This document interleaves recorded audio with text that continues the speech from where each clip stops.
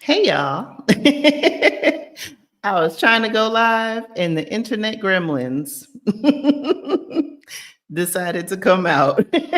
So hopefully you can hear and see me and it's not all garbled. But um hey y'all, hey.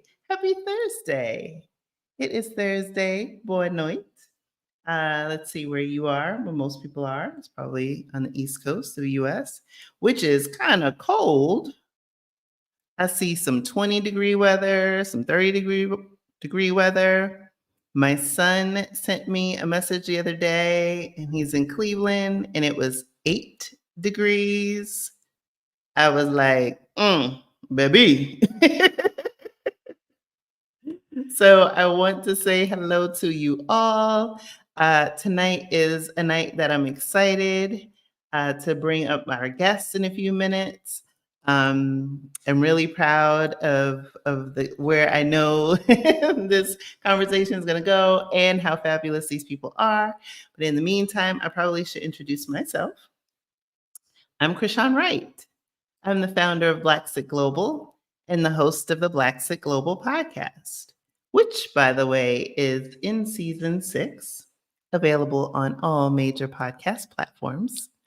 I help people, Black people, move abroad like I did 4 months ago now. Gosh, I live in Lisbon, Portugal. So tonight we are going to talk with several members of our Blaxit Global Passport community, our private community. And you may have heard me talk a little bit about their story in the season 6 premiere. I've talked about the 13 people who have journeyed, right, from our first cohort to Portugal. And we also had a freedom party in October. That was awesome. So I invited several of our members to come on tonight to share their journeys that can serve as inspiration and hopefully more than that, inspired action to get you on your journey. So in the meantime, I want to say hello to all of you lovely people.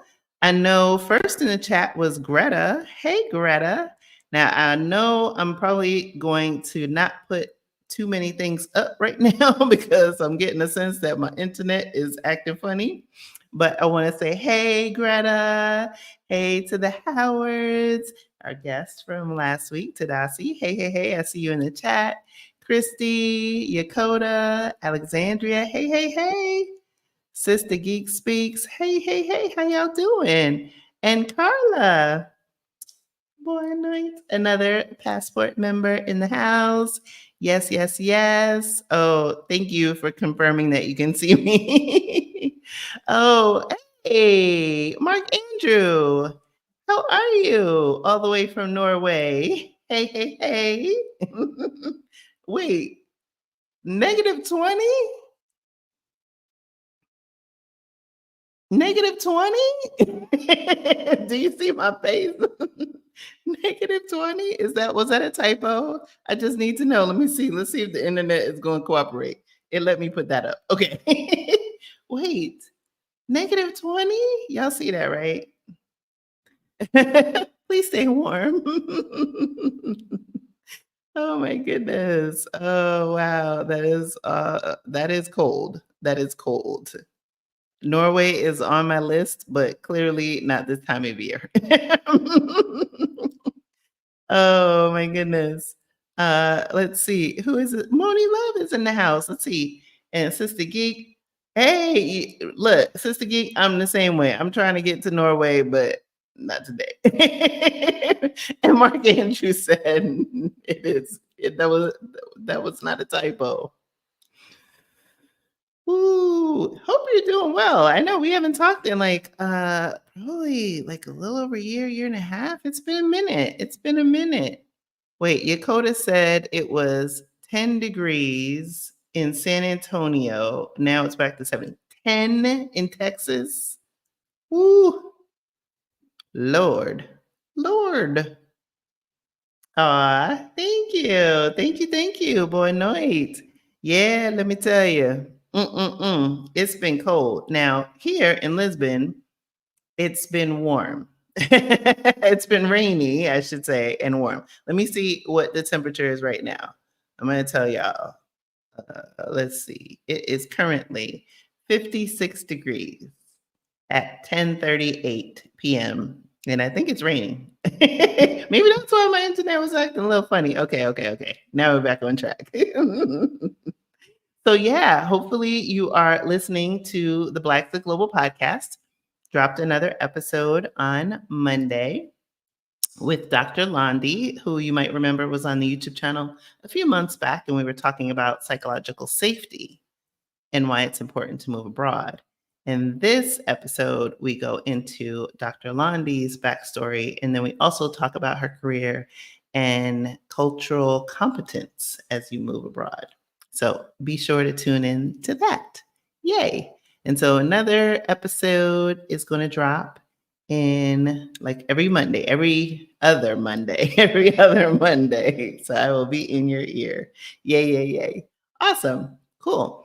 So tonight, like I said, I have the honor of having some fabulous people who've made the journey because I didn't come here alone, y'all.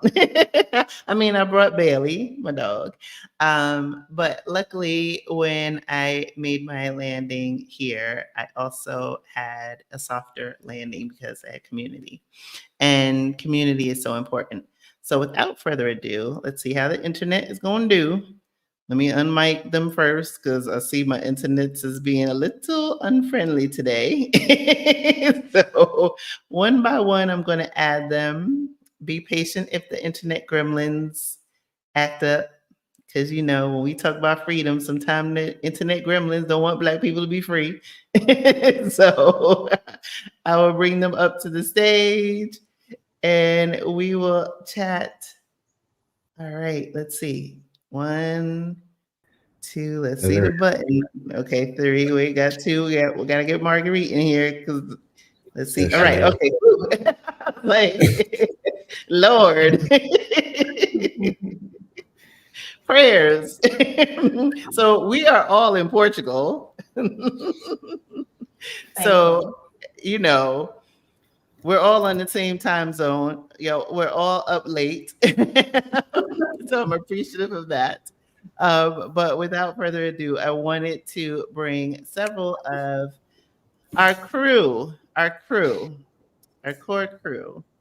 of Blaxit Global Passport members to the stage. So I will allow them the opportunity to introduce themselves. We'll go in the order of how I see you. So we'll start with Nicole, and then we'll go to Heather and Malcolm, and then Marguerite. Okay? Okay. Cool. Hey, beautiful people. I get so excited when I see all of you. I mean, I see you in person all the time, but just seeing you on the screen again still warms my heart. So, hello, beautiful people. And hello, folks. Hey, YouTube. How are you guys doing? So, I'm Nicole, and like Krishan, we came around the same time to Portugal. I've been here permanently 5 months this month, so around the same time.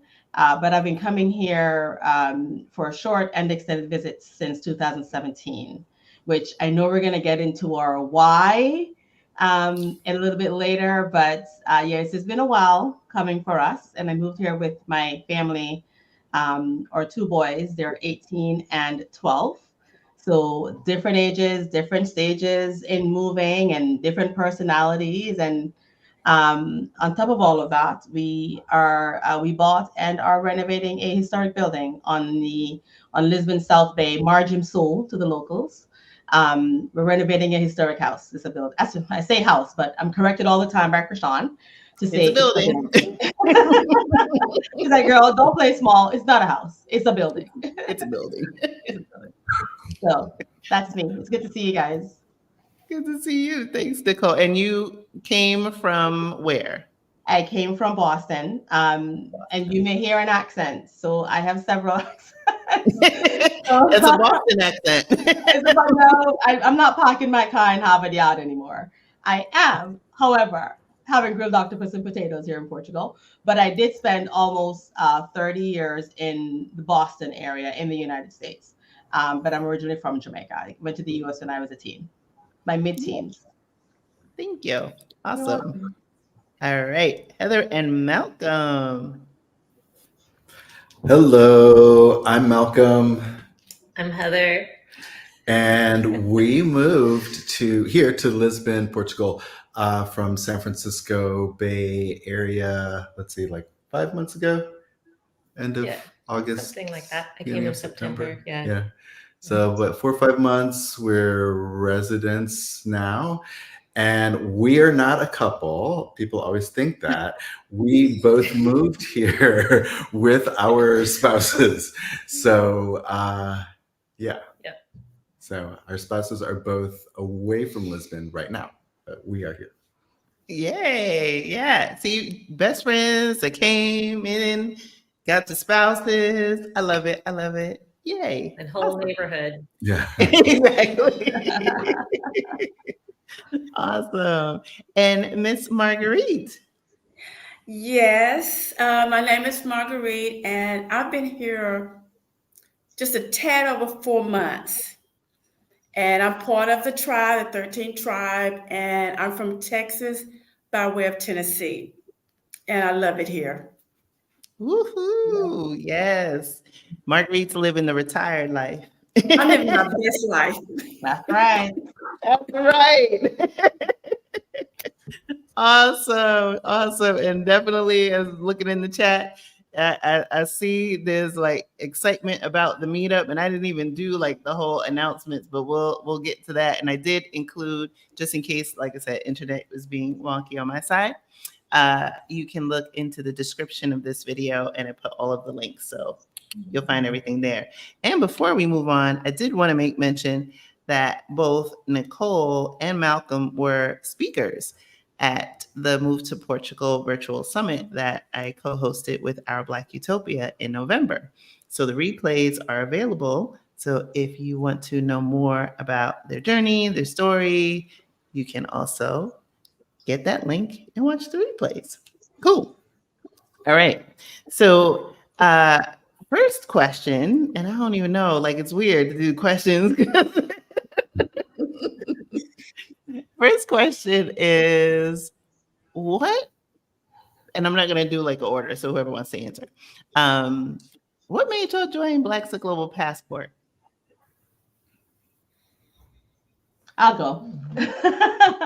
So I know, I mean, you have a Fab 13 that moved here this past year, which was fantastic. I think when you and I started to connect, we were already in the process of putting our paperwork together. And Blaxit Global, of course, will help you walk through the process of getting all your stuff together, you know, the little checklist and everything. But we had already started. But for me personally, and I feel like I want to say this because people may think they, you know, Blaxit Global is a process to help you move abroad, which it is.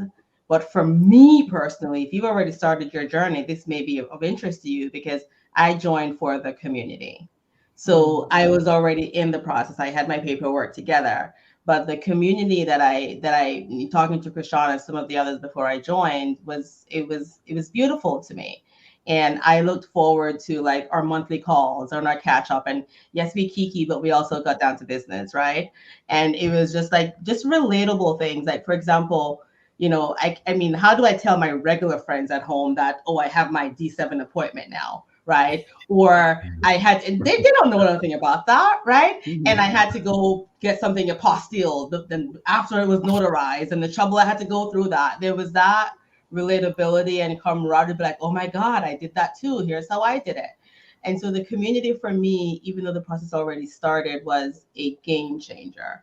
And the community was great online, but it got better when I came here and when I met the majority of you for the first time at the Freedom Dinner and a few times since then, but it was more of a community aspect for me. Cool. Yes. Yeah. Yes. I loved our accountability groups. I mean, the group's still going, but like that one that we had, that core group, it's like, oh my God. Yeah. From our home. for me, I had already had my VFS appointment, I think, when I joined Blaxit Global, and Malcolm was a member. And so I think I was over at your house, and then you were like, oh, I have an accountability meetup. And so he was on the screen, and then I was over on the side, and I can't remember who was on, but it was you found the realtor guy, Fernando. Oh yeah.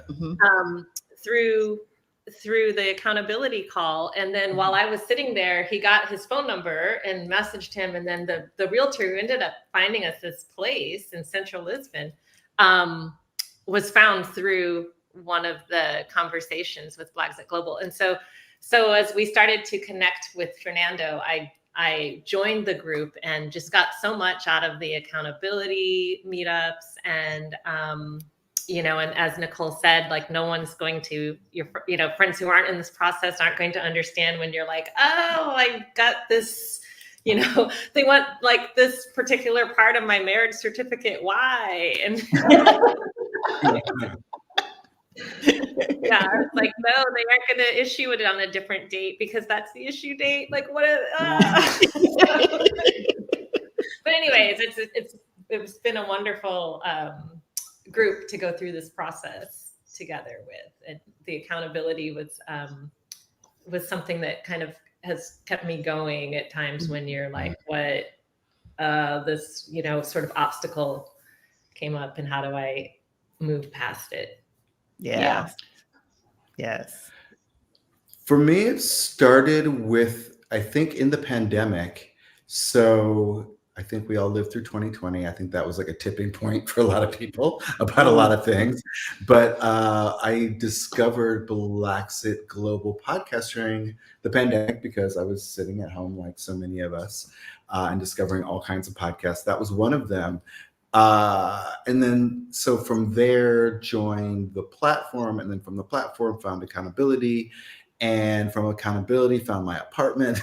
But it was, a lot of it was just having a more specific or controlled source of information. So if you just go out into the wild and type in like move to Portugal or Black expat or Black expats in Portugal, you're going to get this huge range of information, especially if you're trying to move.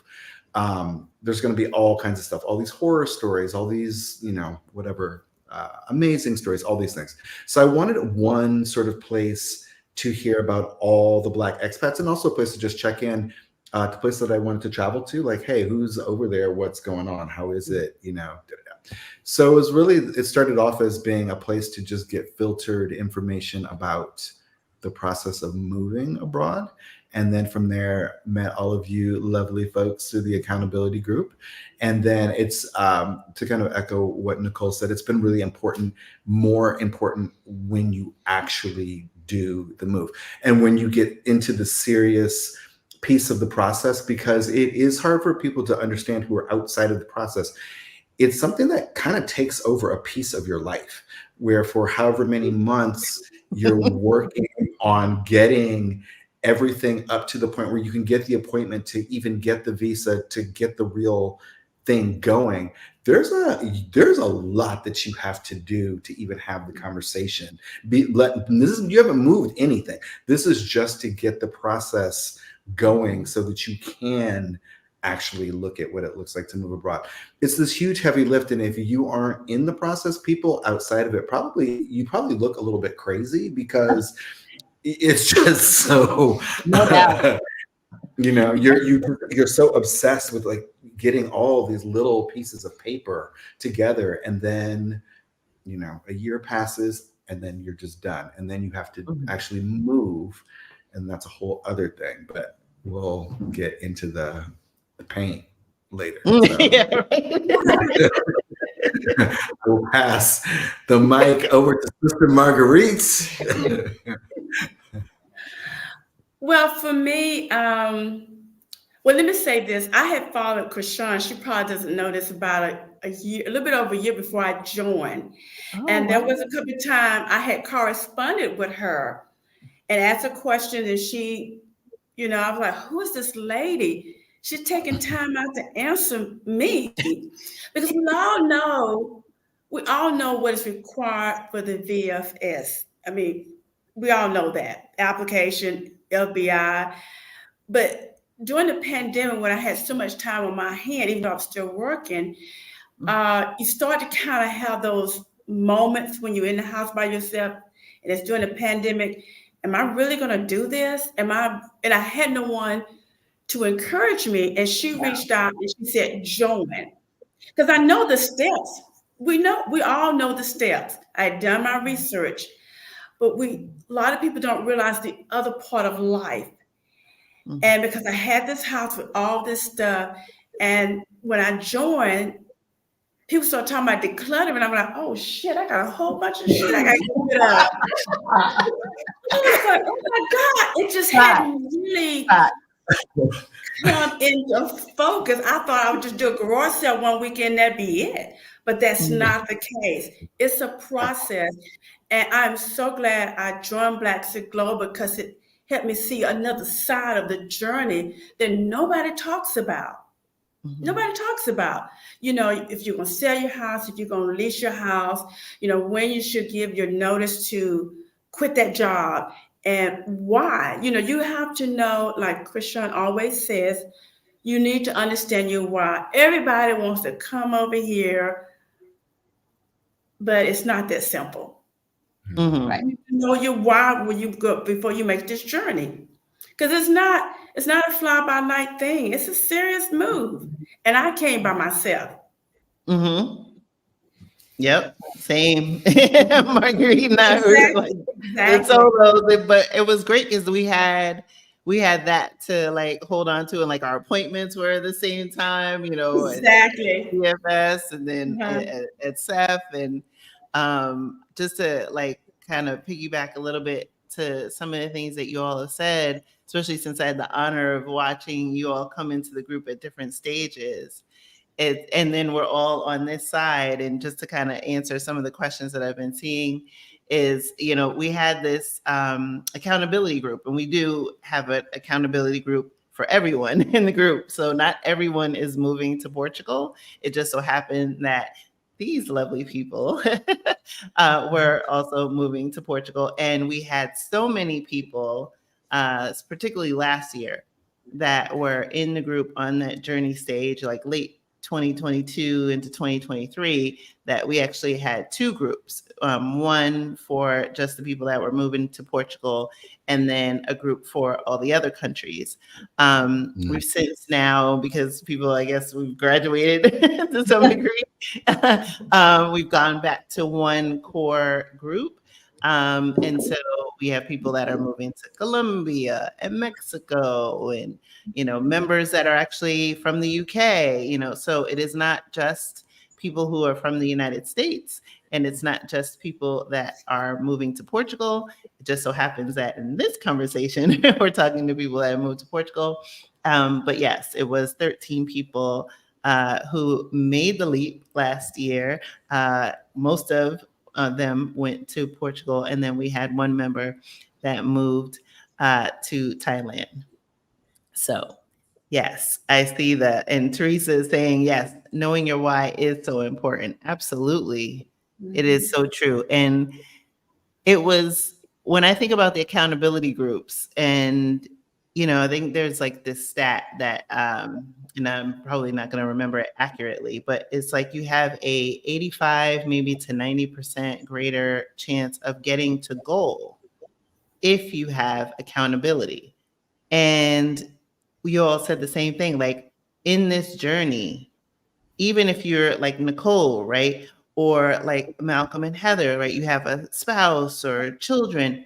It's still a very insular, parts of it is very insular, because you're the one who's actually filling out the application or grabbing details. And then all of the emotions, right, are still your emotions. If something goes well, if something doesn't go well, and then not everybody can relate to that.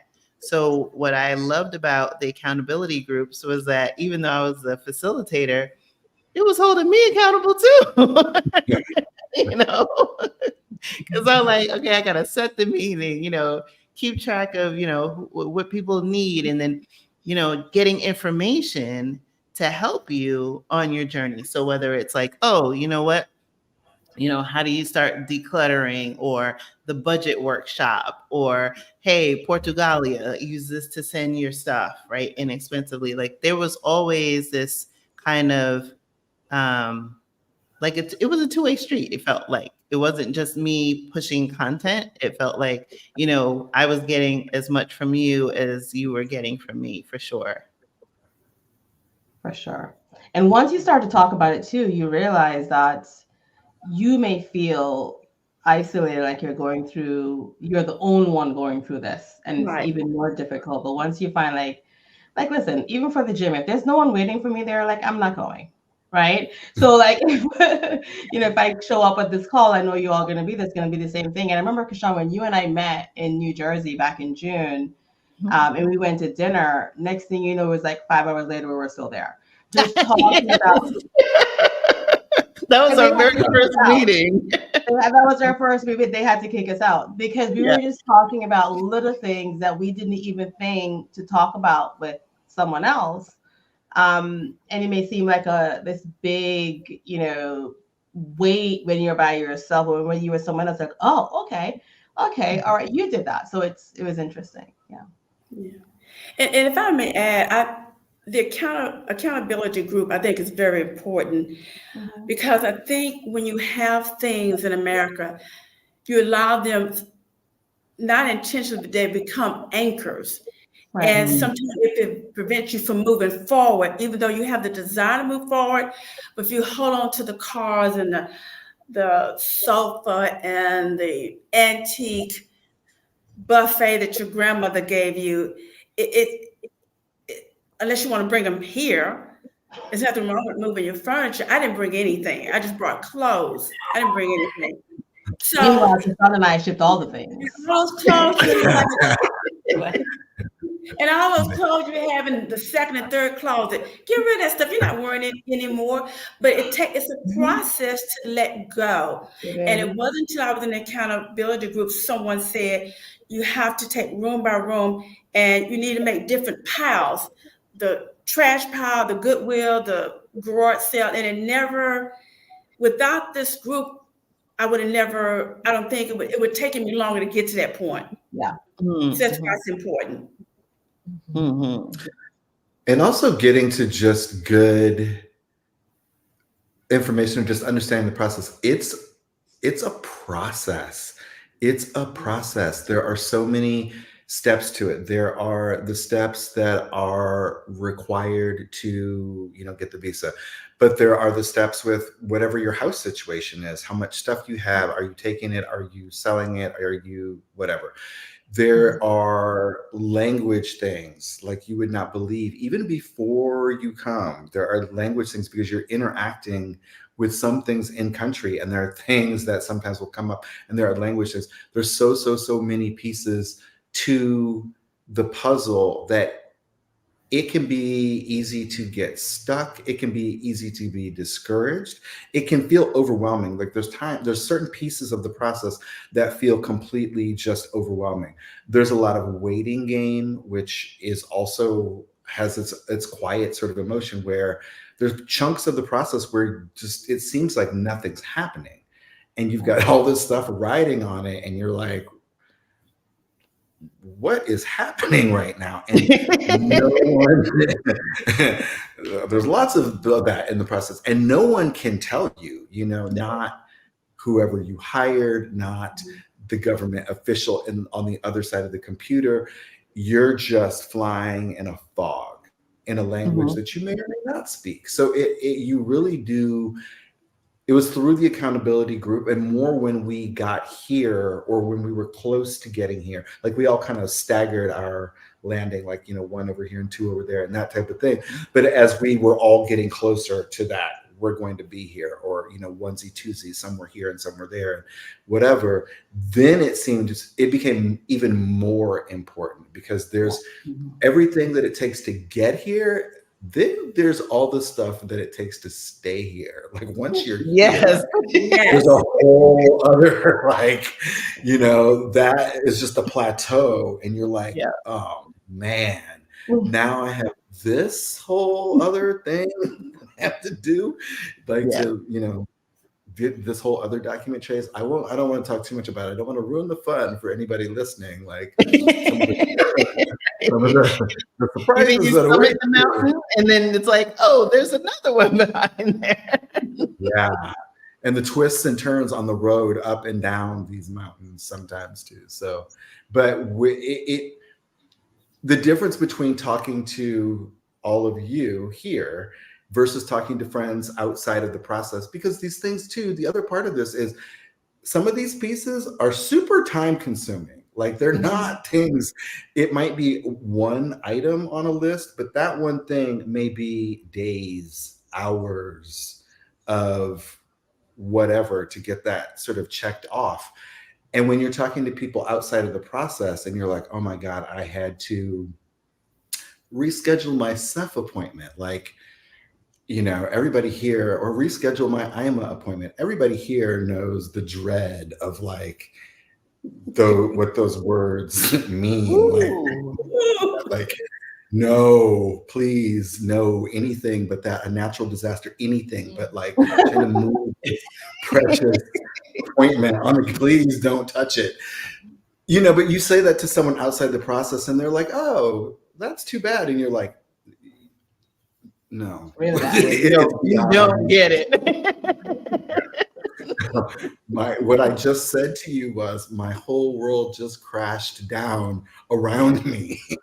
And I will never get over it. Like that's what I just said. So yeah.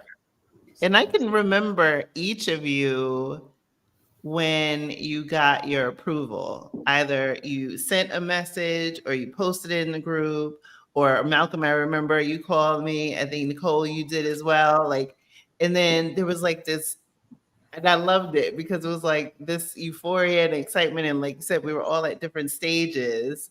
And then it was just like, okay. And then we were sharing information. It's like, okay, what did you put in your letter here? Like, let's help each other and get over this mountain. I remember that because I remember like I think at one point I screenshotted my whole thing. Okay, Krishan, do this.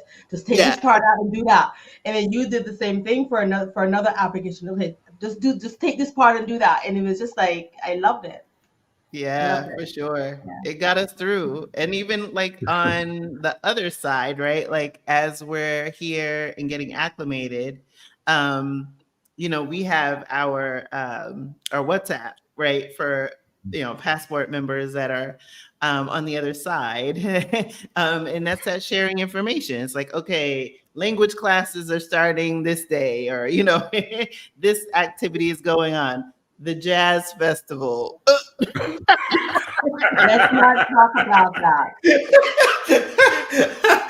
Whatever happened at the Seychelles Jazz Festival shall stay at the Seychelles Jazz Festival.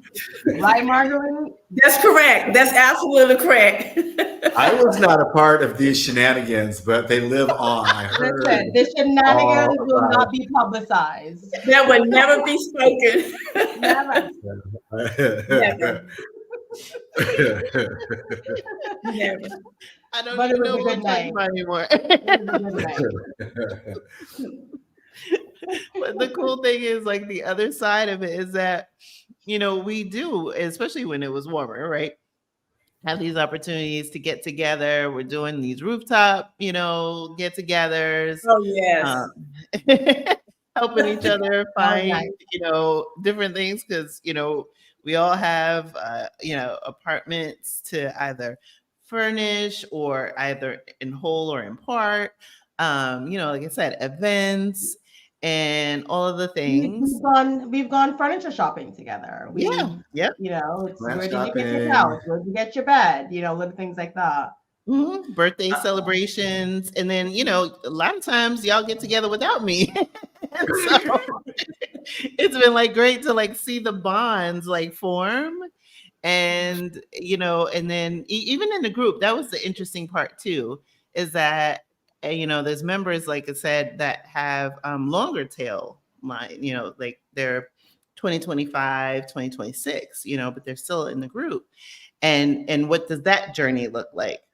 And so it's been great because, being able to support at every stage, like trying to figure out, what does that person need, especially like somebody like me. I started my journey in 2017. Same. Blaxit Global was created in 2020. So the public part has been people have seen 2020 to 2023. But my journey really started in 2017. So I can relate and help those people that have a longer view. And then what does that look like on the other side? And so it's been great to have like these opportunities to like see people realize like, oh, we're in the same town, or we're in the same state, or we're in the same field, or, oh, I can tell you about, this connect. And then they go off. And then it's just like, it's beautiful. And then, we had these virtual connections that have now become real life connections. And just seeing the beauty of our journeys unfold is really spectacular. Yeah, everything kind of here is connected to the group. So, my couch is from Gato Preto. I heard about Gato Preto in the group. And like Wharton, where we get your appliances, where everyone here in the Lisbon area like does their like washer, dryer, heavy appliance kind of shopping, like all that stuff I heard about from the group. Our beds and everything that got delivered, we heard about in the group. Actually, there was the sale that was going on in Emma, and that was kind of going around for a while, but like, the bed that I have came out of the sales that were like circulating in the group, the links to sale things and all that stuff. Like all of that little stuff is a big deal when you're here. You have to do it when you get here. When you get here, you see how much space and time and energy it will occupy in your life, filling all that stuff in.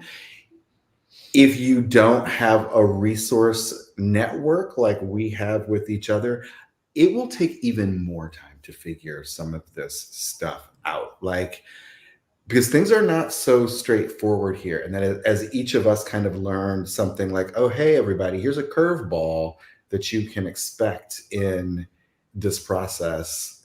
That it's all of that stuff that no one really writes about in one place, or that you hear in one place. It's not, there's a lot to being here that you don't really hear about, or a lot to the process that you don't hear about, like lots of little things that once they're all sort of added up, you're like, oh, actually this isn't little altogether as a package. And it was, if I had to face this without all these extra resources, wow, it would have been much, much, much, much, much more challenging. So, right.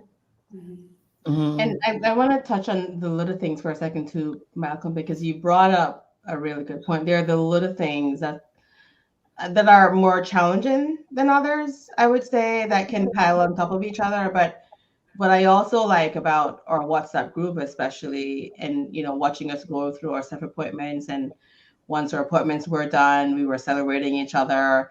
Once our cars were received, we were celebrating each other. They're the little celebrations as well, like the smallest thing of, I don't know, filing for NHR or something, right? And just celebrating the little wins in the group kind of help balance, the other challenging little things. And I love those little mini celebrations, and all the emojis and stuff. And it's like genuine. I love the emoji. Yeah, it's like an emoji party. Just drop your favorite party emoji, and it's like we're all dancing for no reason. I love that part. Because those are little things that we were talking about earlier that you don't necessarily celebrate with your other family and friends, right? Because it's so little but so big at the same time, right? Like, listen, when I was getting my a couple of furniture pieces delivered, and I had me a whole conversation on the phone with the delivery guy in Portuguese. When I say a whole conversation, he was speaking long sentences. I was just dropping words that I knew. He had fully constructed, sentences like a real Portuguese. I'm just dropping words that I learned along the way, but he understood exactly what I was saying. And after I hung up the phone and the couch was delivered, I threw a dance party because I was just like, I did that, you know? And it's a big freaking deal, you know? So yeah, we Absolutely. celebrate each other with those kind of things. And it kind of makes, because to your point earlier, Krishan, you also have to stay here and you have to find ways to stay here, and the joys in staying here and to celebrate those things together, I think it's a big deal. It's a BFD. Yes. It Yes. is. It is. And the thing too with the little things on this side, if you're not completely fluent in Portuguese, little things can become big things Yeah. very quickly. Yes. And there's so many things that happen here almost every day. Like I'm sure right now, if we all just checked in, like name one thing in your day today that spun your day around in circles because you're not fluent in Portuguese, we could all probably name more than one thing. Every day. The thing is, every single day. Some of those things though are like little, like, oh, I just don't speak the language. This is a little thing. Some of those things can turn into like 8 hours later, we're still unpacking the disconnect in communication. And, we're still not finished resolving whatever went wrong this morning with CTT or everyone's nodding like, oh God.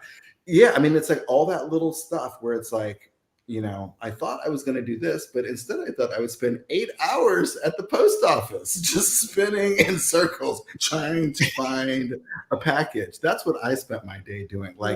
And it's because I don't speak Portuguese and because I don't understand how the post office works. So then even if you have enough, whatever, you get on your Google Translate, you get your sentences together, you're like, all right, I'm prepared with my cheat sheet of Portuguese answers about this letter I'm going to send. I've got, enough information. I should be able to get through this. Then other little things happen where it's like, well, you have the words, but you don't understand how the system itself works. Yeah, so it's like, well, you might have the language together, but there's just things that you don't know how to do it. And no one is going to tell you. Like no one's going to say, like, oh, you need to do this, and this, and then come back here, and then you get your package. No one is going to tell you like how to do things a lot of the time. Or if they're willing to do all of that, a lot of times that happens in Portuguese. And so then, what might take someone who lives here, who's a native here, like, this is a half an hour inconvenience in my day, for us can be like a whole day or several days of just trying to figure out what is happening, right? What is happening at all? Let alone how do we resolve it and, get on with whatever you're trying to do. So the expat community and experience is important when you're here too, because there are definitely all kinds of surprises on this side that it really helps to have other folks here too. Yeah, because every day isn't popcorn and lollipops, like last night, and I didn't even tell you guys this in the chat. So last night after I got on my Pilates class, I was like, and I decided to take the bus. And I took the bus there, which this particular line is like hit or miss. And and for those of you who may not realize, there's a code, a short code that you can put into your phone, and it'll tell you when the next bus comes. So, my apps were telling me the bus was coming, and then I put the code in, and it said this was when I was leaving home, and then it said, "Oh, the bus isn't coming," and I was just like, "Okay." So then I was going to go to the other bus stop. And the bus showed up. So I'm like, see, this bus is not predictable. Fine. I get on the bus. I get to my Pilates class early. I have a wonderful Pilates class. I get out. I'm like, okay, maybe this isn't so bad. Wrong thought. I'm going to get that bus. I'm going to take that bus back home. Now, it's nighttime now. So the little box now, like they have the little short code, and it doesn't show up that line at all. And then there's a sign that's telling you like, the countdown when the bus is coming. And it's like, 15 minutes. I'm like, well, I could walk down the hill and take the train, but you know what? 14 minutes, that's all right. You know what? I'll take the bus because this way I don't have to transfer. I just ride the bus home. 14, got down to 5, and then became 20 again. And I was like, so I'm like, okay, deep breath. I'm like, I could walk down. Again, I had the same thought. I could walk down the hill and take the train. Or I could take a boat, but I'm like, no, you know what? That's okay. Let me, I'm still in this vibration from my class. I'm like, I could wait. Because, now for smile, I can wait. So all these buses keep coming, and this lady is clearly waiting on the same bus I'm waiting on. And so she's looking at the sign in dismay. I'm looking at it, and then I'm looking at her. She's talking to me in Portuguese, and I'm like, yep. Right? And I'm like, I know what you're saying with your eyes, right? Where's this bus? So this is the part where it's funny now, but not last night. As this bus, now count down to 1, right? There's 2 buses. Same number. One is going to where I live, and the other one is going, I think, to the next town. But I'm like, well, is this a typo? I don't know. I was thinking all kinds of things. I was standing out there too long. So this other bus comes, and I'm like, well, I could take this bus down the hill and then take the train. So as soon as I get on the bus and sit down, don't you know the damn bus I was waiting on for 30-something minutes pulls up, and I'm like, wait, do I tell the man open the door? But I'm gonna say it, open the door in English. He's gonna be like, no, right? Portuguese, right? I know how to say it in Portuguese, but I'm like, do I feel comfortable enough to say it on a bus full of people? And I'm like, well, maybe the buses are going in the same direction.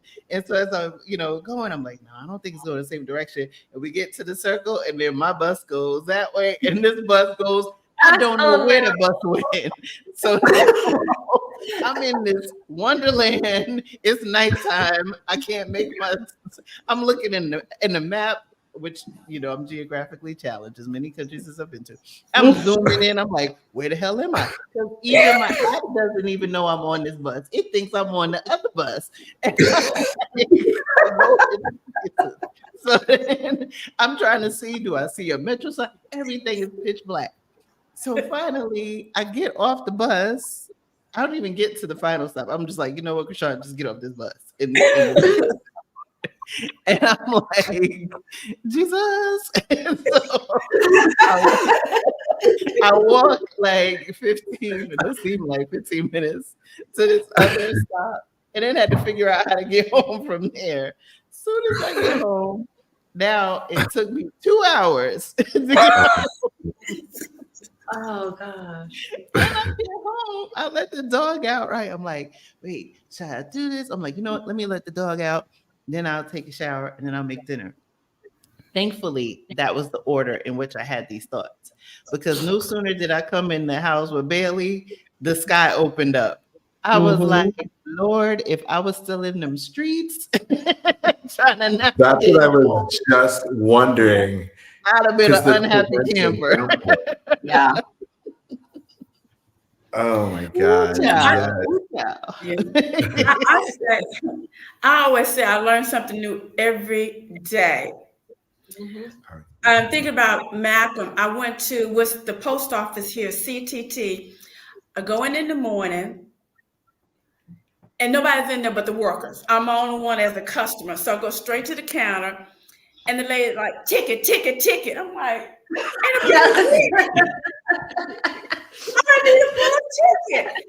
I'm the only one. You're the only one, but you need a ticket. I need a ticket, and I'm the only one. I'm like, so I'm thinking, and she points to the machine. I'm going like, really? Do I really? I'm the only one in it. So I pull the ticket, and I go to the counter, and she takes the ticket and put it in the thing. I'm like, what was the point of that? I'm the only one in here. It's different. It's just, and that's happened to me more than once. I've stood in front of the bakery wondering when is my turn, and I go, oh, I don't have a ticket. So you got to pull that ticket. Yep.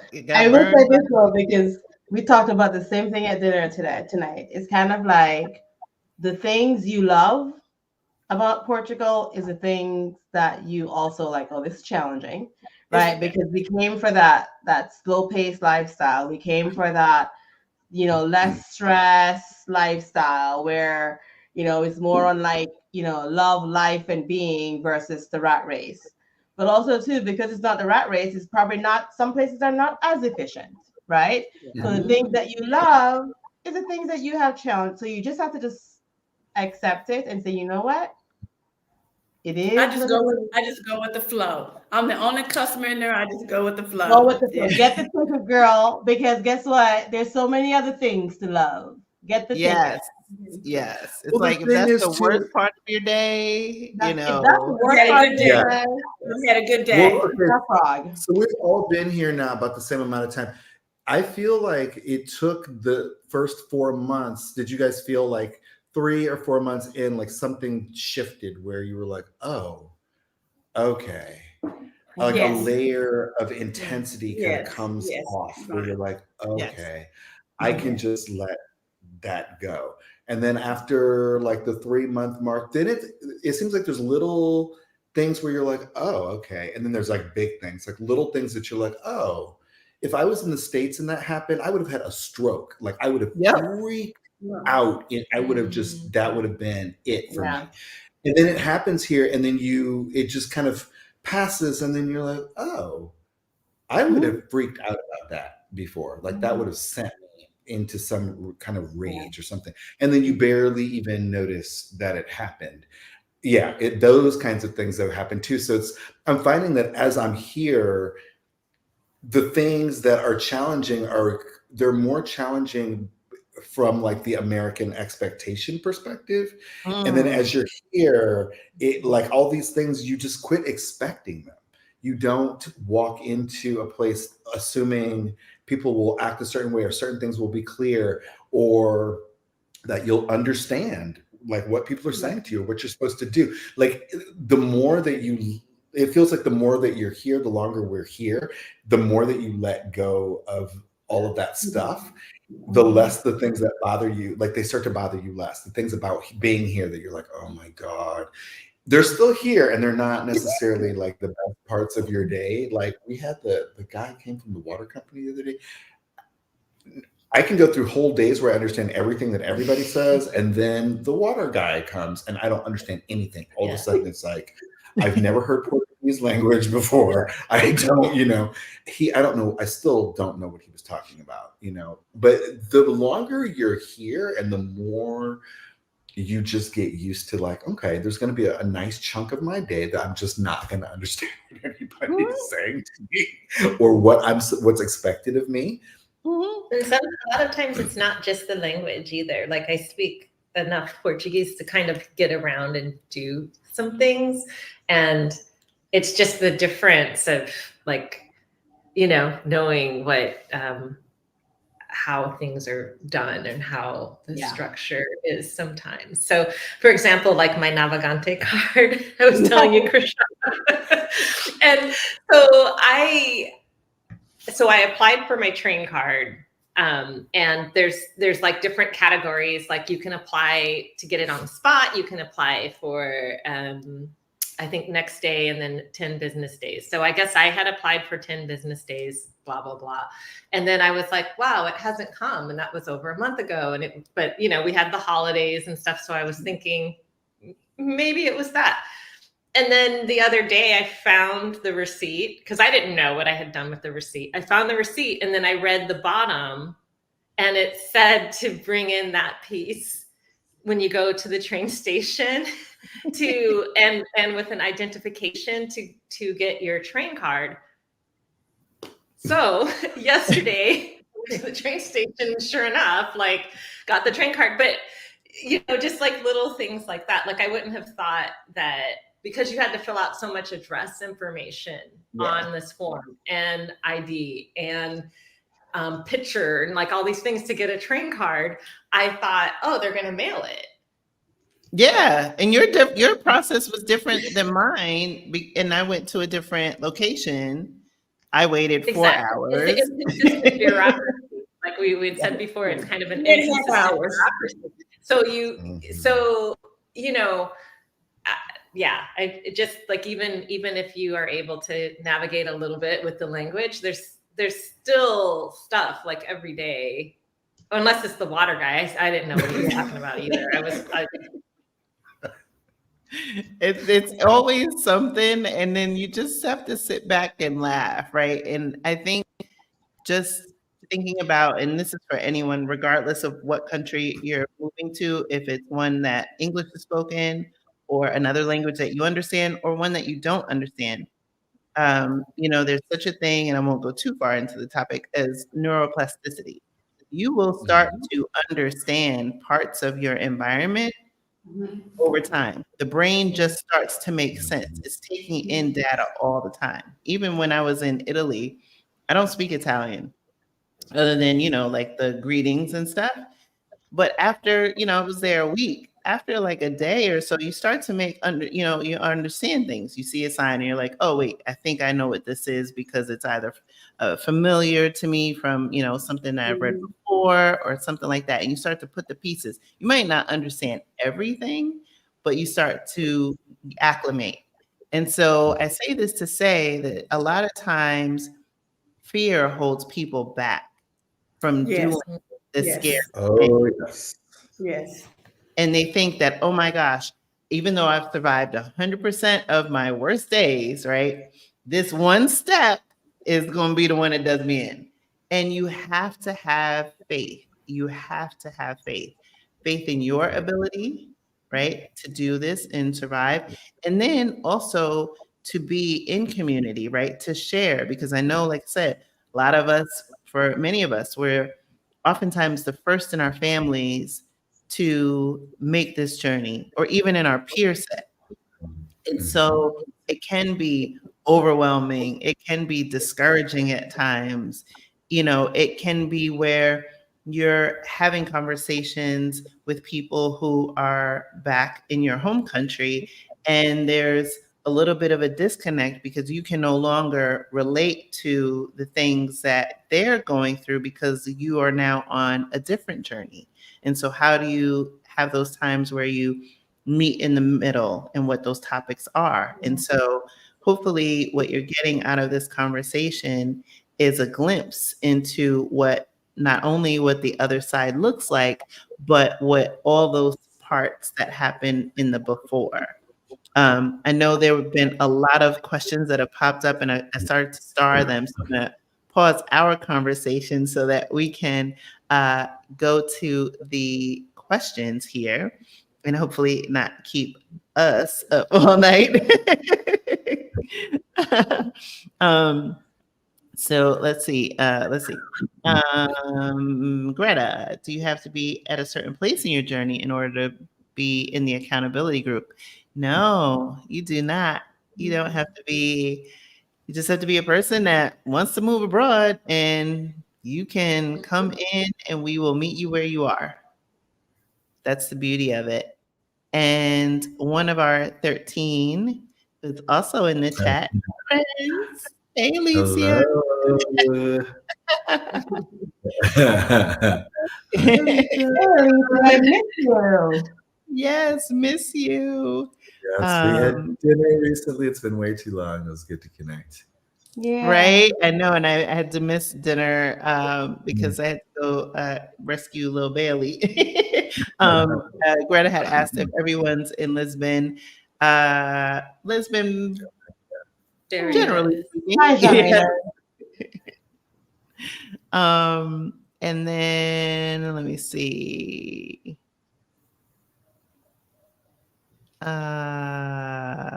Deborah, let me see. Let's see. Is the computer gonna be okay? Hey, oh, it went away. Let's see. Can I get it back? All right. Dr. Deborah Spear just joined. Can anyone recommend a relocation group to help me with the process? Yes. When you're in the group, there are a bunch of resources. And I'm assuming because the conversation and we're in Portugal that you're asking about a relocation in Portugal. But we have, like I said, members that are going to various countries. So we have different contacts for those. But all of them are in the group. And once we're done on the live, I look forward to properly welcoming you to the group. Yay. Awesome. And let's see. Cheryl asked, let's see. Okay. Where do I sign up for the accountability? Yes. And this was a topic that I knew was going to come up. Yeah. So we know who, not surprisingly, won the Iowa caucuses. And I shared it on my Instagram, on the Blaxit Global Instagram a few days ago, that, 45, this is before the caucus, 45 cannot be 47. And then interestingly enough, I didn't click on the video. It was a video from The View with the current vice president talking about, this was just a snippet. And like I said, I didn't watch the clip, saying that her fear was that 45 was going to be 47. And I'm just like, I scratched my head. I'm like, you ain't got no faith in your guy? But I didn't watch the clip. So, that was just my initial reaction. I was like, it's a little odd coming from you. But, you got to have that confidence. So to answer the question, the accountability group for January has already happened. That was last Wednesday, I believe. So then for February hasn't been posted yet. But we also have a workshop next month. So we have this month, what we have is a visioning workbook that I need to drop into the group, most likely tomorrow. And that will help people with casting their vision for the year.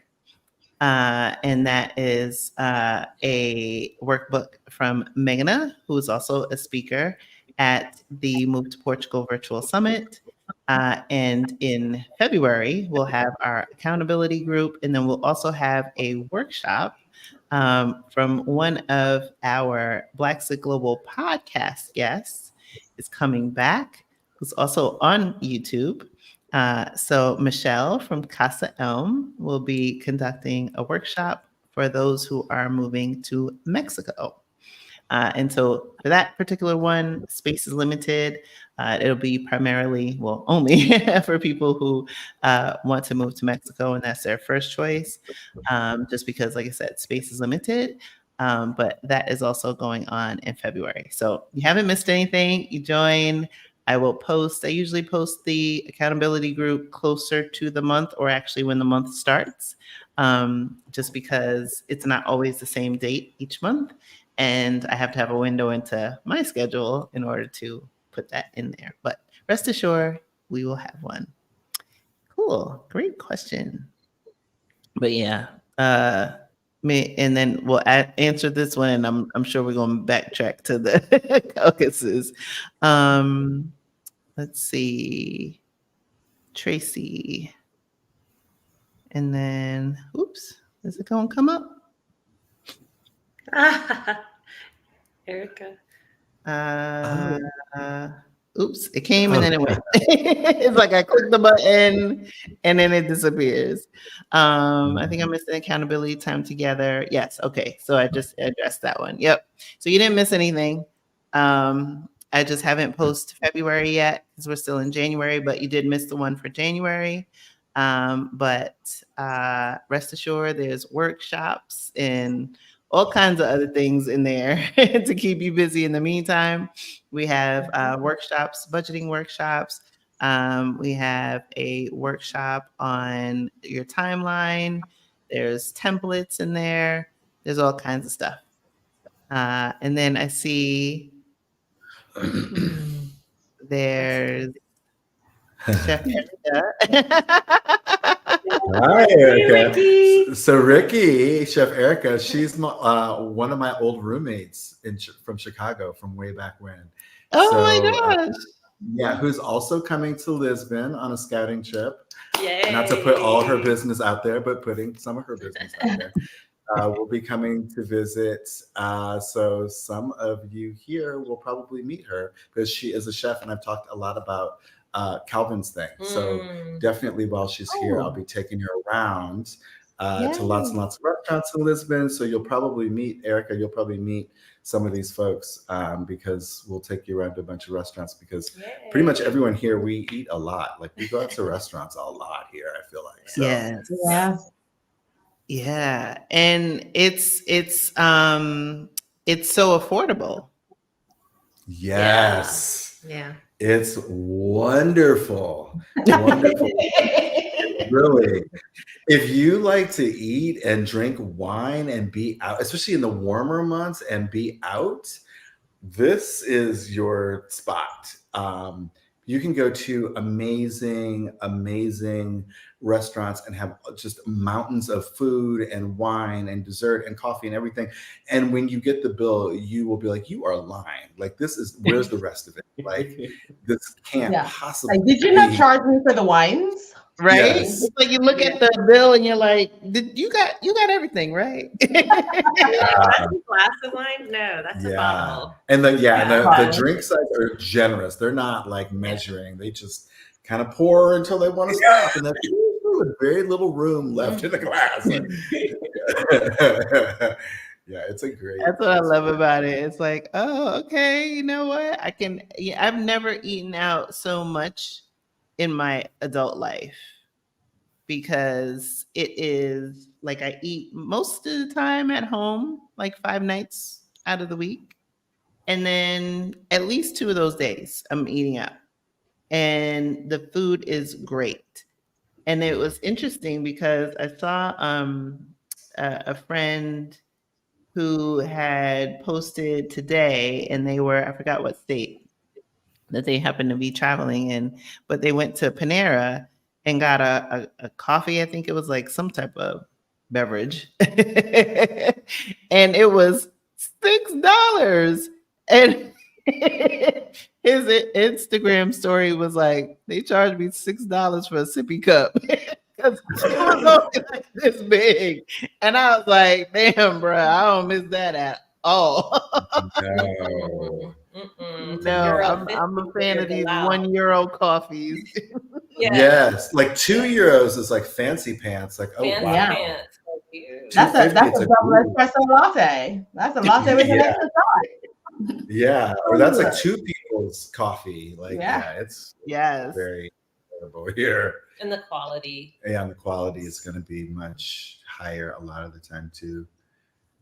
Yeah. This one, you don't have to answer if you don't want to, but if anybody wants to share what neighborhood they chose to live in, you can.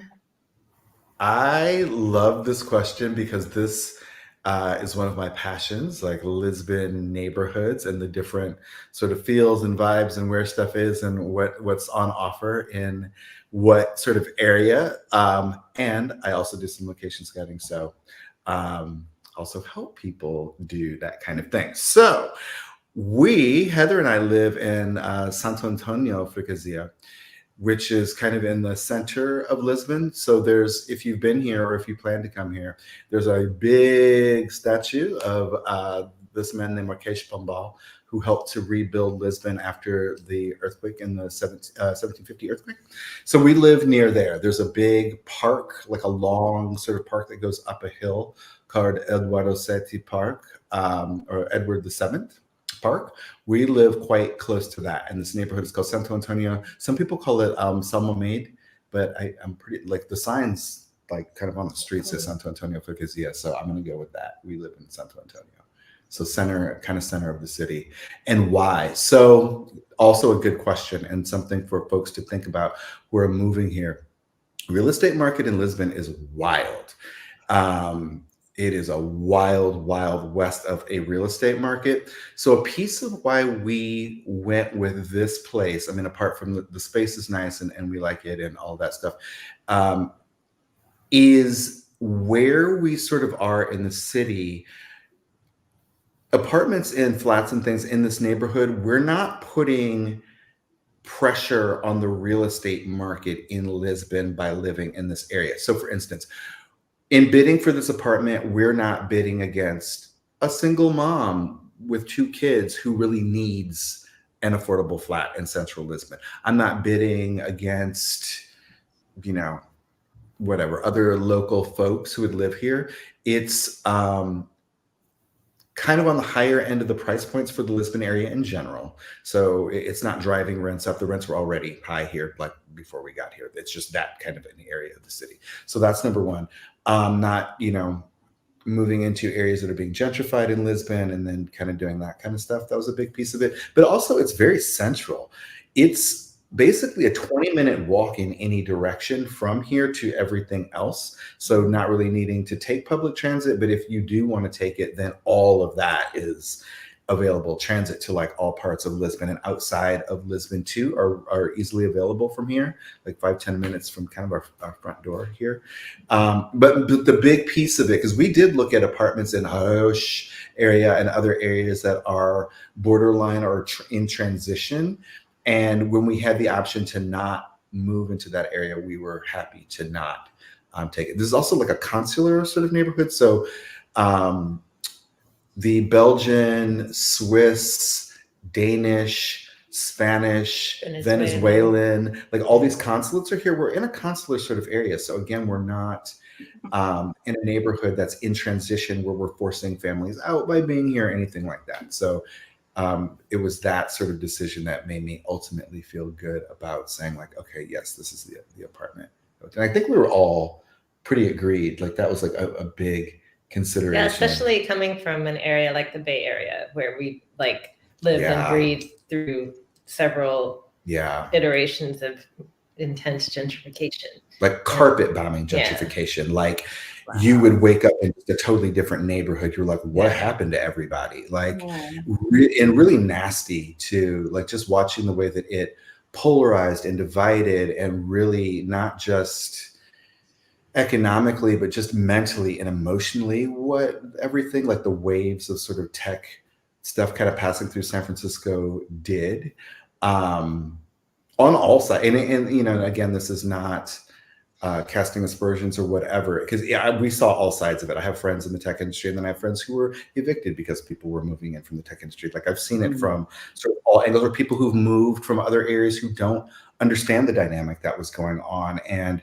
you know, just felt like, well, I just innocently rented this apartment. Like I didn't mean to do anything, but we're still participating in great harm. So having watched like years and years and years of culture wars, basically, in an urban environment around gentrified, and who was on the winning and losing sides of that, and watching whole communities, neighborhoods, everything just be just ripped apart by it, is not something that, you know, I wanted to jump right into. And it really kind of bothered me as I started to research about Lisbon to find out that that was even happening here. I was like, oh God, like, here we go again. Like, that's just, it's just gross to see how that kind of stuff goes. It doesn't, you know, I might be wrong. It doesn't seem like it's gotten quite as out of control as the Bay Area. And I might be dead wrong about that, but there was, I don't know, like we saw kind of the last two big waves that came through San Francisco. It got really nasty. So I don't know if it's kind of gotten to that level here, but just a sort of up close and personal appreciation and understanding of what that kind of radical economic change and inequality can do to people in a place. I've seen it. It's ugly. It really can get very ugly. So those are reasons for choosing this area, positive and I won't say negative, but trying to avoid or minimize or offset harm or disruption to a market, I guess. Absolutely. Like, And I don't Malcolm. go to Malcolm, like that's a whole, you could do a whole episode on the whole thing too, like the whole that was a great explanation. That's all I want to say. Yeah, Thank for you. sure. And I wanted to ask Marguerite, you are living the retired life. And Yes. when I introduced you, you were like, and I'm living my best life. And Yes. so for those that are, and we had Tadasi on last week, and she was sharing about, how she's visioning and how her approach is. And so I'm curious for you, how has retirement been thus far? It's been great. I retired a little early, but not as early as she did. But it's been great. It's just to do what you want to do and not have to punch a time clock and meet deadlines and this and that. And every moment of the day is I choose what I want to do. If I want to walk down the street and just say hello to the guy at the mini Mercado, sometimes I do that. He's like, he'll give me a Portuguese word and I give him an English word and we'll just wave. And I love it. I just love it. And then have lunch I've had lunch with Malcolm and I have lunch with somebody else. And one girl came in and she said, well, I moved here. And I'm like, you did? By yourself? Were you with a group? She said, no, and we had lunch a couple of days ago. Oh, And nice. then, yeah, her name is, well, I don't want to give her name because she might want a name said. And then another friend, she said, well, I need to go to the Amos office. I said, well, I'll go with you. I'm not doing anything today. She said, okay, come on. We met, we stood in line a long time at the office. And we had lunch and it was a good day. And I love it. I love it. What I would say is the life I have here is not the life I would have had if I stayed in the United States and retired at the same time. Because all my friends back there are still working. Most all of them said they don't know when they can retire. They don't know when they can retire. And I'm not saying that I'm better than they are or anything like that. I think I was much more focused when it came to saving and because I knew I wanted to do this journey. So I did it. So I kind of got my money together. And that's part of the journey. And you don't have to be a millionaire, but you got to have a few coins. Yeah. It helps. Yes. There are expenses along the way. Yes. Woo. Yes. I never spent so much money in my life as I did last year. I was like, yeah, seriously. But it makes up for it on the other end. It makes up for it on the other end. Yeah, wait, let's one quick thing just to backtrack like half a second. Shout out to all the people doing this by themselves. Like Marguerite, Krishan, I am always stunned. Like it's so much stuff. And like we had a whole crew, like, there was us two, but we also have our spouses. So we had a little, like a committee of people like doing this. And it was still like, oh my God, what are we doing? Are we all crazy? Like, this, that, and the other thing, like people who just jump. I'm like, wow, okay. Like that's really something. That's really something. But I was determined. I had a vision, not a vision. I had a goal. I don't say vision. And we'll probably talk about this a little bit later, but I knew in 2020, I did not want to be here in 2024. Yeah. That part. Yep. And there are other reasons. And, I wanted to have an opportunity to live abroad, to travel, to experience another culture. That's been a long dream of mine. But 2020, I knew 2024, I was going to be out. I think 2020 changed a lot of people. Yeah. And for me, it's like I said, I was on this journey from 2017. The switch got flipped in 2020. And that's when I was just like, okay, I got to create this because I'm struggling right now, right? Like I just felt like I was sinking into a cavern and I needed a way forward, right? Something that could keep me inspired and motivated because it seemed like it was a dream that was just never going to get to reality because of all of the things that were happening in 2020. And so whether, you know, you started a platform or you made a decision or whatever, I think for all people, 2020 changed.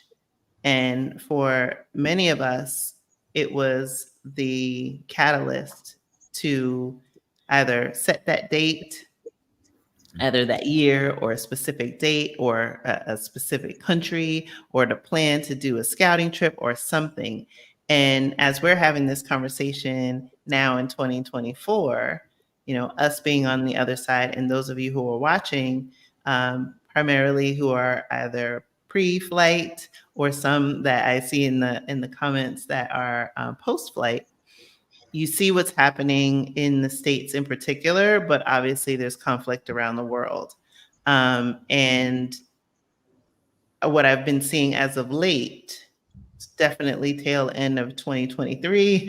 My calendar was really full with, you know, one-on-ones and things like that with people that need to get their game plan. And a lot of the content that you'll see on this platform, either on YouTube or you'll hear in the podcast in season 6, is really to address those issues because, you know, as a content creator, you know, I got my ears to the ground. I can hear all of what's going on. And I you know, as much as I am in Portugal, you know, I do keep an eye on what's going on in the States because I have loved ones there. And I understand the angst. I understand that the political temperature is getting even hotter. And some people need a way out, others need a way forward. But regardless of where you are in that, right, this platform is here to assist. And I know that some of the content that we're going to be talking about, like a few weeks ago, I did top 10 countries that Black Americans are moving to. Like, it's going to be giving you options, right? Giving you those choices, giving you plan Bs. And again, conversations like this, like I said, whether you're considering Portugal or another country, like I said, we have members going to different parts of the world. It is game time. It is go time. It is not the time to think about putting it off for 5 years if this is on your heart. If you have the money that you can do it, or at least a plan, right? Sell the house, quit the job, because hanging on to those things, you don't know what's going to happen in November. Yeah. That house might not even be worth anything for you to do, right? Like, you can't keep moving the yardstick. And America in particular does a great job of conditioning you in such a way is that when you get to a goal or you get near a goal, you're moving the yardstick. And this is not the time for that. This is a time to listen to your intuition, that part of yourself that is telling you something's not right. Go time. Time comes. Yeah, for sure. And like following up on that too, you know, Krishan, you touched on something I think that all of us have for sure dealt with. You will feel fear doing this process too. You don't always feel good about it. It can be unsettling when you think about it, you know, from different perspectives at different times. Or you might not even see how it's going to work because you talked about, you know, talked about you need a little bit of money. You don't need to have $1 million. You need some kind of plan, something. The thing with this process, this is probably true of moving to other places, but I think it's certainly true of Portugal, and I only know it from this perspective because we talked about it so much. You don't even need to have the whole plan. You just need to have enough of an intention or enough of a plan that, or enough of commitment that whatever comes up with this, I'm going to keep going and I'm going to follow it through and just see what happens. because there were pieces of this that it wasn't like everything just came together in this smooth, logical, just calm fashion. Like, oh, I need this. Oh, here it is. Oh, let me give it to the lawyer and everything's just great. It wasn't really like that. It's chaotic. It's jerky. It's uneven. It's unpredictable. It's fast and it's slow. You hurry up and then you wait. There's a lot of that. So you don't even need to see how it's all going to work out, because if you jump in this process, you won't see how it's going to work out. We were literally, Heather and I were talking about this before we jumped on. Both of us, we had our VSF appointments close together, but I think separated by like a week or so.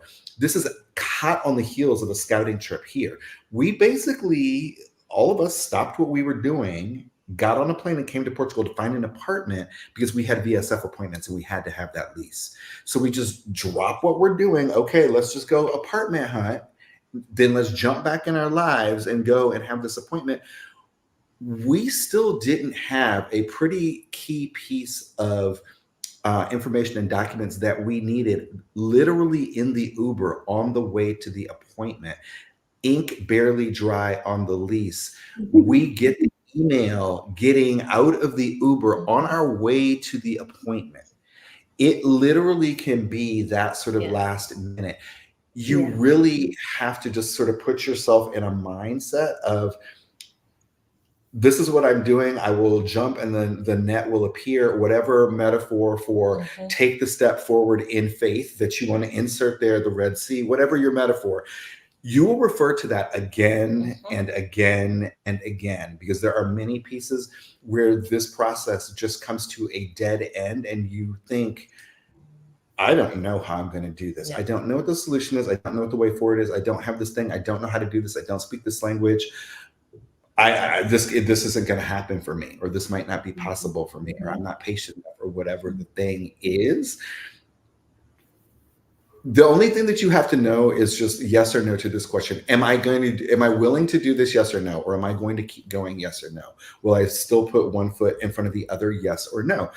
Because eventually that whatever the thing is, this obstacle is going to give way, and then it's going to be time to do the next thing. You have about 4 parts of this process that are in some stage of that at any given moment. So one thing is moving forward and it seems smooth and it's fine. One thing is stalled out and you don't know what in the hell is going to happen or if you're even going to move. One thing is like somewhere in between where it seems to be moving forward and then it moves backwards. Like all of these documents, all of these things are in some stage of that until you're done, until literally the last minute. I just got my residency card. Like, how long has this been? Like, because of all these twists and turns and hills and ups and downs and changes and machines breaking and railway strikes and just whatever the thing is, it will jump out of the bushes at you at some point. And you just, if you're not committed, any one of those things is going to scare you off and you're going to be done. Like, you just stop. Very true. Dead, and you're done. And I'm not talking about little things. Like, I had big things too, where it's like, oh, you know, major documents, like not there, or serious confusion in the process around a step where you're like, I'm already here. Like, ain't gonna be no, you know, I got rid of all my shit. I'm in this country now. Like, you ain't getting rid of me now. I'm here. Yeah. Like, we're gonna sit here till we fix this today now, because I'm not going anywhere. You almost have to have that sort of like stubborn, okay, no matter what comes up, it's just like whack-a-mole. It's gonna happen. Like my appointment was in Odivelas, like so in the outskirts of Lisbon, and my spouse's appointment was in Porto Alegre, which is near the Spanish border, on the same date, the same time, like stuff like that. And it was like, oh my God. And then he was kind of on board, not on board, I don't know. But then he rented a car, got himself an Airbnb, got himself to Porto Alegre, because, you know, I thought we would be able to just at least have the appointment in the same place, where even if it wasn't the same time, because, you know, we were doing our documentation together. Yeah, and then somehow it worked out. But it, like I said earlier, it's sort of an inconsistent bureaucracy. The lawyer told me it would take 30 to 60 days to get my card, and I got my card in less than 2 weeks for whatever reason. And then my husband got his card, but he had gone back to San Francisco, and it's just like, you know, like so many things. But yeah, you just kind of have to be determined that you're gonna move forward. Yeah. You know, For sure. regardless. And also too, we have to remember that, and I see the questions that come through very often. We have to be mindful that your process may not look the same as my process, right? So be Right. careful of the questions that you ask. So like I see a lot of questions come in about, I saw one just now pop up about budget, right? So my budget may be different from your budget because, you know, you may have a rent, I may have a mortgage, depending on what my down payment was, maybe less than your rent, right? We have kids that go to international schools, like little things like that, right? I have a car, you may not have a car, so our budget may be different. So we have to be mindful, like, you know, Malcolm, I think your car took a month, yours took a week, 2 weeks, Heather, mine took a week and a half, right? And Marguerite and I are still waiting. And Marguerite is still waiting. So be careful of the questions that you ask, and also to also know, and we talk about this because this is not my second go at immigration, right? Like this is my second country that I've moved to from another country, and the process going to the US is completely different than it was coming to Portugal. Portugal, once you have all your documents in order, and you're not a criminal, you're good to, right? So once you provide the documents, like you're good to go. You prove that you meet the requirements and the qualifications, you're good to go. So a lot of the stress and the anxiety that we have around some of this is really self-imposed, which is understandable because it's not a normal situation, right? So just be mindful of the questions that you ask, and just know that my process may look different from your process, right? So I mean, Krishan and I had our appointments like a week apart, and she got her confirmation about 2 or 3 weeks before I did, right? Yep. And you know, while I was in the process of, you know, painting our patio to put our house on the market, we got the email and I was jumping on the paint like I was crazy, right? So I'm like, how did Krishan get hers 3 weeks before me? Like, that doesn't make any sense. You know, I was anxious. So, you know, it is what it is. So just bear that in mind. And to that point too, like, don't be afraid of things too. And don't look for negative things either. Like, just because, you know, my process had more twists and turns, yours might not have any. It might be really straightforward and easy. There are some people who do this and it's smooth sailing, and, you know, they just kind of put some paperwork in and they get a card and they're just done. So you might be one of those people. No matter what your situation is, though, just be committed to doing it and do something about it. Like, if you really want to do it, you have to do something about it. You can't just say like, oh, I'm thinking about moving there. You're never going to move here. Like, you have to do something. As long as you know your parachute is in place, jump off the cliff and say, pass me my parachute, please. Like, yes. That's a good metaphor. Jump.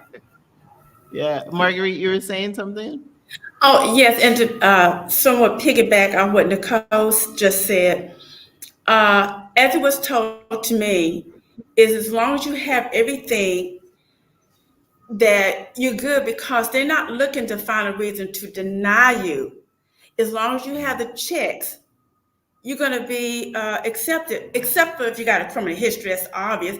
And even if you do, let me add this. Yeah. If you have something minor, let's just say you're 50 now and you had something when you were 18. Yeah, teenage. Even if it's a misdemeanor theft, well, first of all, you should try to have it expunged, but you can write a letter and maybe explain this away. You know, young, dumb, and stupid always works. That's a good, you know, open it. I was young, dumb, and stupid. Yeah, a small amount of marijuana, because marijuana has been decriminalized in most countries anyway. So don't let that stop you. Don't let that stop you. But for those charged with murder, okay, I can't help you. But it's they're not trying to deny you, that you meet all the criteria and you're good to go. But you have to keep up with what you need. That's very, very important. You have to keep up with what you need, because Malcolm knows this. I was getting ready for my self-appointment, and my international health insurance hadn't come through. And I had been dealing with them a month ago, and I still hadn't gotten it. I'm like, I'm calling Malcolm. I don't have my insurance. And sure enough, the day before, I got the email. Yeah. Boom, boom, boom, boom. Everything I needed. So it works out. It all just falls into place. Just come over and have faith. If this is what you want and you're determined, it'll fall in place. And leave Absolutely. space, leave room for everything to fall into place. Krishan, you and I Yeah. talked about this. Like when I first got here, it's kind of like, okay, well, now what? And also what it does, it forces you, force may not be the right word, but it forces you to kind of look at what you were doing before you came and what you want to do. That could be career wise, it could be lifestyle wise. And sometimes you don't know, but you know you're in a better place now to receive whatever is coming. Just leave space for it. Leave room, Yes, leave space. right? Leave room for things to fall into place. Just feel the fear and do it anyway, and leave room. And if you don't know how it's going to work out, one foot in front of the other. Malcolm, talked about, like you may not see you may not know what it's going to look like in a month, or you may just leave room, leave Yeah. space. Because it could end up being, and most oftentimes it winds up being better than you could have even imagined. Oh, Yes, yes. Even like when I created Blaxit Global, versus the group, and then the podcast, I couldn't have seen all of this on the other side, right?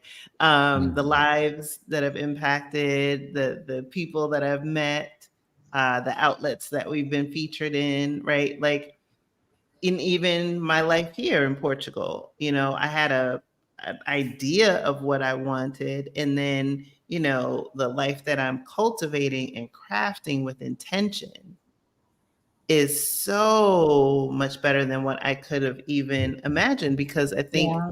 just knowing that, not, like, I think there's just like either limits that we put on ourselves, or, at times I've been first to admit it, playing small. Other And so people's leaving that space. expectations. Absolutely.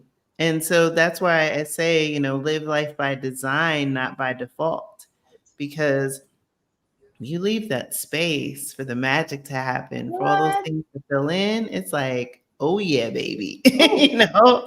Um, I'm just looking at the time for our friends here in Portugal, and so I want to be respectful, and kind of wrap some of these questions up in the next like 5 minutes. And apologies to anyone who we did not get to, but a great way of you getting that answer to your question is join Blaxit Global Passport.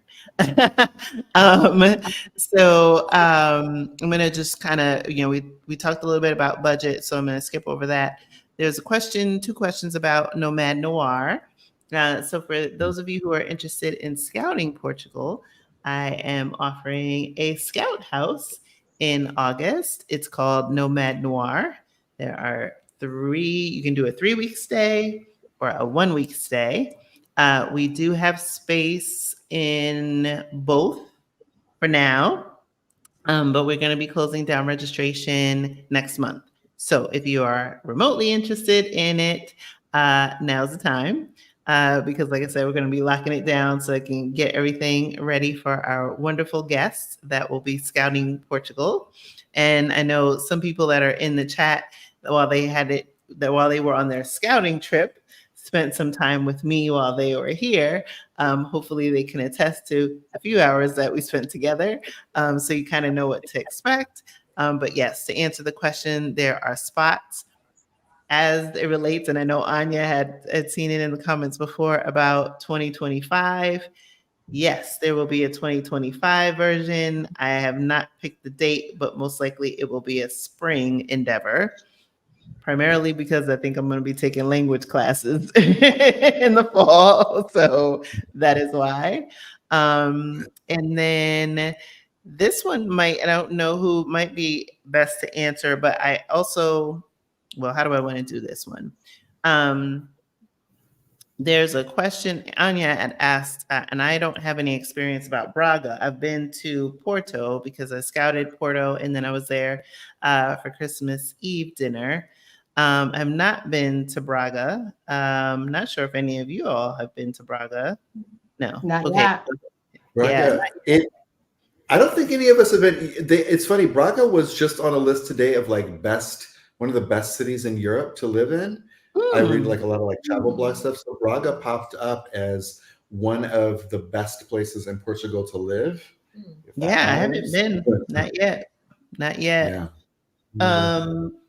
And Nicole, I know we didn't get a chance to talk about the Sadat life and some of your travel trips that you have. So if you want to take a moment to talk about that, that would be fantastic. Oh, thank you. Yeah, so I run a travel and lifestyle company called the Sadat Life, and right now we are offering a group trip to Port. We're starting in Porto and ending in Lisbon and Alentejo this spring. You can go to the sadatlife.com to find out more. But in the works right now, Kashan, I think I may have told you about this, is I'm building a platform where you can actually book unique hand-selected tours in Portugal that I have hand-selected myself. Things that, yes, you can do Sintra Castle, the castles in Sintra, but things that you probably don't know about or might be more interesting to you. And we're starting in Porto, like I said, and to answer the Porto question, two birds, one stone. Porto is a beautiful city. It's a beautiful. I mean, I didn't choose Porto because it's a little bit cooler than it is in Lisbon. And if I have to say how I feel about Porto, Lisbon has a really good vibe, but Porto has soul, right? Mhm. And it was a smaller city for me. And don't forget, again, I know the questions like what do you think about Lisbon? Do you love Lisbon? Yeah, I may love Lisbon, but you may not love Lisbon. So choose based on what you want. We didn't choose Porto because we didn't like the international schools there either. Not that they're bad. It's just not for our child who we think is a different child from your child, right? So just little things like that. But yeah, that is what the Sadat Life does. You can find me on Instagram at the Sadat Life or Nicole S. Barrett, or go to the sadatlife.com. Yay. Awesome. Thank you. Yeah. And then Sister Geek, the link for Nomad Noir is below this video in the description. I made sure to put all of the links there because, like I said, the internet was acting a little funny. But if you have any difficulty finding the link for Nomad Noir or any of the resources mentioned, including joining Blaxit Global Passport, you can give me a shout. And no, Mark Andrew, I will not be surfing in Nazaré, but I went to the beach there on Christmas and I took Bailey, my little dog. And so she had fun playing in the sand. And I love Nazaré. I mean, I kept for a year debating move to Nazaré, move to Lisbon because I love them both. Jess is going to be hitting Braga. Awesome. Yeah, you gotta let us know. Let us know how that is. And I see Sister Geek is going to try and find some house sitting opportunities. Awesome. Well, like I said, I don't want to keep my peoples up too late because today is already tomorrow. Listen, I'm just saying, this new life, thank God for this new life, because I was able to take a nap before I came on here. So and like I've now adjusted to this time on Thursday, so my body's like, all right, we can do it a little bit longer. But like I said, being respectful of my guest time and always appreciative. Always great to see y'all. I'm sure I will see you all at some point in the next couple weeks or maybe a couple days. Because that's how we roll. Yeah. Wanted to give you all thanks for being here. And then before we break, maybe if we do one last round robin, because you know how I love those round robins. If you want to say a final word before we break, either inspiration or anything else, it's up to you. I'll give you the floor. I'll go in opposite order. So start with Marguerite and then we'll end with Nicole. Listen to your inner spirit. Love that. Malcolm and Heather? I would say one foot in front of the other? I would say move forward without fear. Just take that next step, find out what the next step is towards your process, if that's Portugal or wherever it is, with relocating abroad, and take the next steps and just keep going. I'm a big believer in doing the things that set your soul on fire. And if this is not for you, do it, because your soul will thank you. I love that. Awesome. And I couldn't have said it better myself. On that note, I want to thank you all for your time tonight and your wisdom and the inspiration that each of you has shared with our audience, as well as the continued friendship and inspiration that you poured into my life. And so I'm in gratitude to each of you. So I look forward to, like I said, seeing y'all soon, and especially in the group chat. We'll be here after this. You know that. We'll be there right after this. You know. You have a little while longer debriefing. My thumb's ready. My thumb's ready. Right. And for those of you who are watching, we'll be back next Thursday, same bat time, same bat station, and with another special guest. So in the meantime, see you then, and be sure to listen to the Blaxit Global podcast. Ciao, ciao. Bye.